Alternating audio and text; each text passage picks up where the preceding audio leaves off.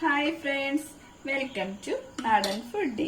ഇന്ന് ഞാനിവിടെ തയ്യാറാക്കാൻ പോകുന്നത് അടിപൊളിയൊരു എഗ് ബിരിയാണിയാണ്. വളരെ എളുപ്പത്തിൽ നമുക്കിത് കുക്കറിൽ തയ്യാറാക്കിയെടുക്കാൻ സാധിക്കും.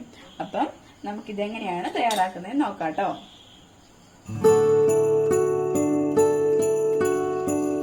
എഗ് ബിരിയാണി തയ്യാറാക്കുന്നതിനായി ഞാനിവിടെ 1/2 കിലോ ബസ്മതി റൈസ് എടുത്തിട്ടുണ്ട്. ഇത് ഞാൻ അരമണിക്കൂർ വെള്ളത്തിൽ കുതിരാൻ ഇട്ടതിന് ശേഷമാണ് എടുത്തിരിക്കുന്നത് കേട്ടോ. പിന്നെ 5 മുട്ട പുഴുങ്ങിയത് എടുത്തിട്ടുണ്ട്. അതുപോലെ 5 സവോള ചെറുതായി എരിഞ്ഞത് എടുത്തിട്ടുണ്ട്.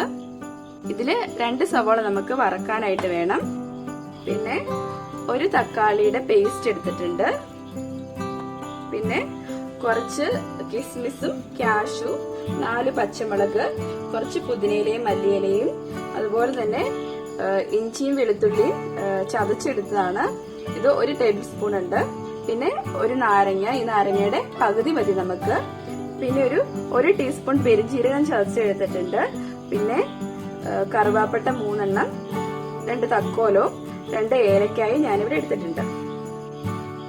പിന്നെ പൊടികളായിട്ട് ഞാനിവിടെ 1 ടീസ്പൂൺ ബിരിയാണി മസാല, 1 ടീസ്പൂൺ മല്ലിപ്പൊടി, 1 ടീസ്പൂൺ എഗ് മസാല എടുത്തിട്ടുണ്ട്. പിന്നെ 1/2 ടീസ്പൂൺ ഗരം മസാല, 1/2 ടീസ്പൂൺ മഞ്ഞൾപ്പൊടി, 1 ടീസ്പൂൺ കാശ്മീരി മുളക് പൊടി, അതുപോലെ തന്നെ 1 ടീസ്പൂൺ കുരുമുളക് പൊടി എടുത്തിട്ടുണ്ട്. അപ്പൊ നമുക്ക് വേഗം നമ്മുടെ എഗ് ബിരിയാണി തയ്യാറാക്കാം.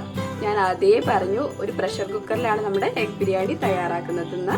അപ്പൊ ഒത്തിരി സമയമൊന്നും എടുക്കുമല്ല, വളരെ പെട്ടെന്ന് തന്നെ നമുക്ക് ബിരിയാണി ഉണ്ടാക്കിയെടുക്കാൻ സാധിക്കും. ആദ്യം തന്നെ നമ്മൾ എടുത്തു വച്ചിരിക്കുന്ന പൊടികളിൽ നിന്ന് കുറച്ച് മഞ്ഞൾപ്പൊടിയും കുറച്ച് മുളക് പൊടിയും കുറച്ച് എഗ് മസാലയും കൂടെ ഇട്ടിട്ട് ഒന്ന് പേസ്റ്റ് ആക്കി എടുക്കാം. എന്നിട്ട് ഈ പേസ്റ്റിലേക്ക് നമ്മുടെ മുട്ടയിട്ടിട്ട് നല്ലതുപോലെ ഒന്ന് തേച്ച് പിടിപ്പിക്കാം.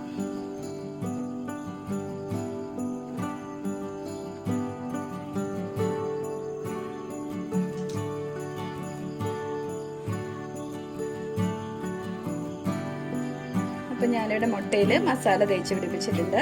ഇത് നമുക്ക് മാറ്റി വയ്ക്കാം. അപ്പൊ ഞാനൊരു പ്രഷർ കുക്കർ വച്ചിട്ടുണ്ട്. ഈ കുക്കർ ഒന്ന് ചൂടായി വരുമ്പോഴേക്കും നമുക്കിതിലേക്ക് എണ്ണ ഒഴിച്ചു കൊടുക്കാം. ഞാൻ എണ്ണയുടെ കാര്യവും ഉപ്പിന്റെ കാര്യവും ഇൻഗ്രീഡിയൻസിന്റെ കൂടെ പറഞ്ഞില്ല.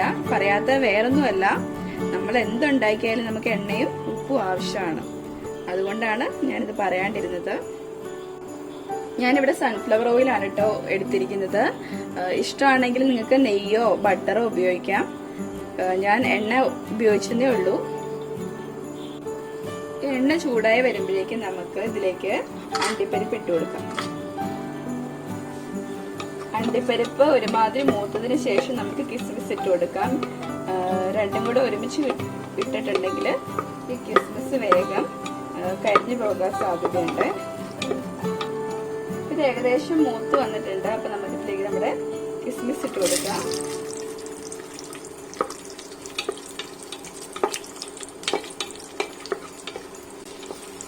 ഏകദേശം ആയിട്ടുണ്ട്. അപ്പൊ ഞാൻ സ്റ്റവ് ഓഫ് ചെയ്തിട്ട് ഞാൻ കോരിയെടുക്കുകയാണ്.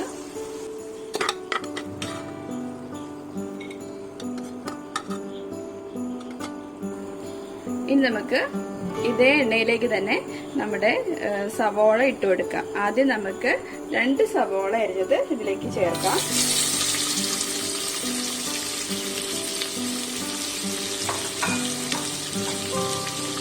ഇത് നല്ലതുപോലെ ഒന്ന് വറുത്തെടുക്കണം.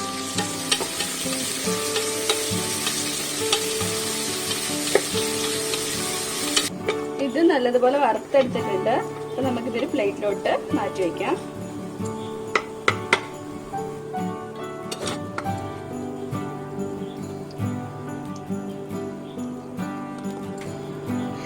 ഇനി ഈ കുക്കറിലേക്ക് നമുക്ക് നമ്മൾ മസാല തേച്ച് വെച്ച മുട്ട ഇട്ട് കൊടുത്തിട്ട് ഒരു 2-3 മിനിറ്റ് ഒന്ന് വറുത്തെടുക്കാം. എണ്ണ കുറവാണെങ്കിൽ നമുക്ക് കുറച്ചുകൂടെ എണ്ണ ഇതിലേക്ക് ഒഴിച്ചു കൊടുക്കാം.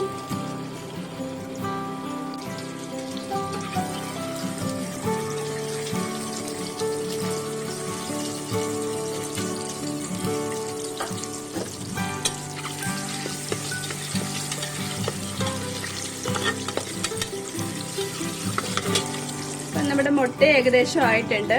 ഇത് നമുക്കൊരു പ്ലേറ്റിലോട്ട് കോരി മാറ്റാം.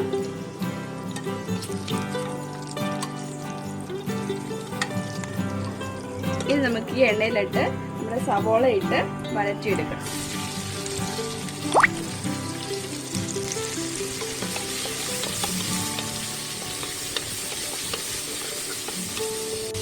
എണ്ണയില്ലെങ്കിൽ ഇതിലേക്ക് കുറച്ചുകൂടെ എണ്ണ ഒഴിച്ചു കൊടുക്കാം. സവോള ഒന്ന് പെട്ടെന്ന് വഴരാൻ വേണ്ടി നമുക്ക് കുറച്ച് ഉപ്പ് ഇട്ട് കൊടുക്കാം കേട്ടോ. സവോള നല്ലതുപോലെ വഴന്ന് വന്നിട്ടുണ്ട്. അപ്പൊ ഇതിലേക്ക് പൊടികളൊക്കെ ചേർത്ത് കൊടുക്കാവേ. ഞാൻ എടുത്തു വെച്ചിരിക്കുന്ന എല്ലാ പൊടികളും കൂടെ ഇതിലേക്ക് ഇട്ട് കൊടുക്കുകയാണ്.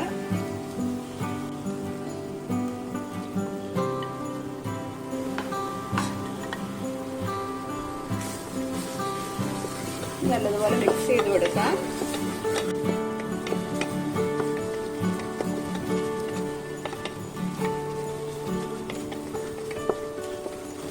അതുപോലെ തന്നെ നമുക്കിതിലേക്ക് നമ്മുടെ ഇഞ്ചി വെളുത്തുള്ളി ചതച്ച് വെച്ചതും നമ്മുടെ മസാലക്കൂട്ടും പെരിഞ്ചീരകം ചതച്ചതും എല്ലാം ഇതിലേക്ക് ചേർക്കാം.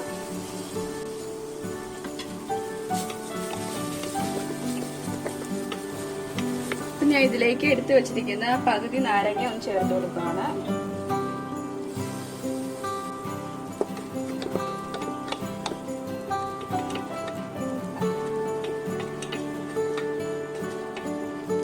ഇഞ്ചിയുടെ വെളുത്തുള്ളിയുടെ ഒക്കെ പച്ചമണമൊക്കെ മാറി നല്ലൊരു സ്മെല്ല് വന്ന് തുടങ്ങിയിട്ടുണ്ട്.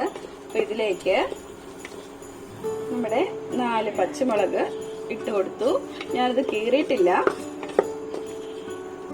ഇതിലേക്ക് നമ്മുടെ തക്കാളി അരച്ചതും ചേർത്ത് കൊടുക്കുകയാണ്.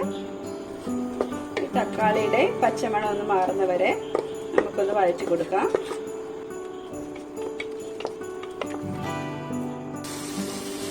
തക്കാളിയുടെ പച്ചമണമൊക്കെ മാറി വന്നിട്ടുണ്ട്. അപ്പൊ ഇതിലേക്ക് എടുത്തു വെച്ചിരിക്കുന്ന അരി ഇട്ട് കൊടുക്കാം.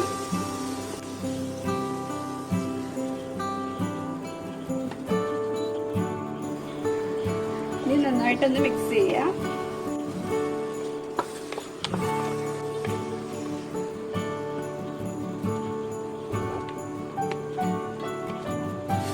ഇനി ഞാൻ ഇതിലേക്ക് വെള്ളം ചേർത്ത് കൊടുക്കുകയാണ്. 1 ഗ്ലാസ് അരിക്ക് 1.5 ഗ്ലാസ് വെള്ളം എന്നുള്ള കണക്കിലാണ് ഞാൻ വെള്ളം എടുത്തിരിക്കുന്നത്. പച്ചവെള്ളമല്ല, ചൂടാക്കിയ വെള്ളമാണ് ഞാൻ ഇതിലേക്ക് ചേർത്ത് കൊടുക്കുന്നത്. ചൂടായെന്ന് വെച്ചാൽ തിളയ്ക്കാറായ ഒരു പരുവം.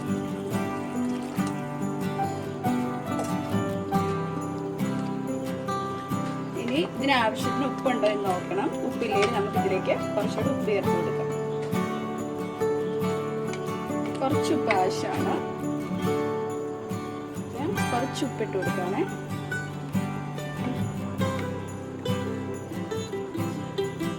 ഇനി ഇതിലേക്ക് ഞാൻ ഒരു ചെറിയ സ്പൂൺ നെയ്യ് ചേർത്ത് കൊടുക്കുന്നുണ്ട്.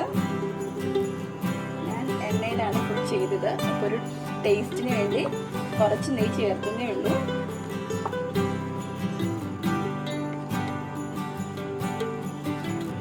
ഇനി ഇതിലേക്ക് നമുക്ക് പാലും മഞ്ഞൾപ്പൊടിയും കൂടെ കലക്കിയത് ഒഴിച്ചു കൊടുക്കാം. ഞാനിവിടെ 1 സ്പൂൺ പാലിൽ കുറച്ച് മഞ്ഞൾപ്പൊടി കലക്കി, കുറച്ചെന്ന് വെച്ചാൽ ഒരു 1/4 ടീസ്പൂൺ.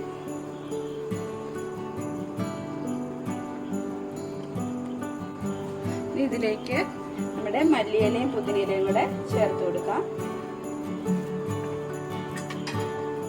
പിന്നെ നമ്മുടെ കാഷ്യൂവും കിസ്മിസും കൂടെ ഇതിലേക്ക് ഇട്ട് കൊടുക്കാം. അതുപോലെ തന്നെ സവാള വറുത്ത് വെച്ചതിലേക്ക് ചേർത്ത് കൊടുക്കാം. വിതറിയിടണേ. മുട്ടയും കൂടെ ഇതിന് മേളിലേക്ക് നമുക്ക് വച്ചു കൊടുക്കാം.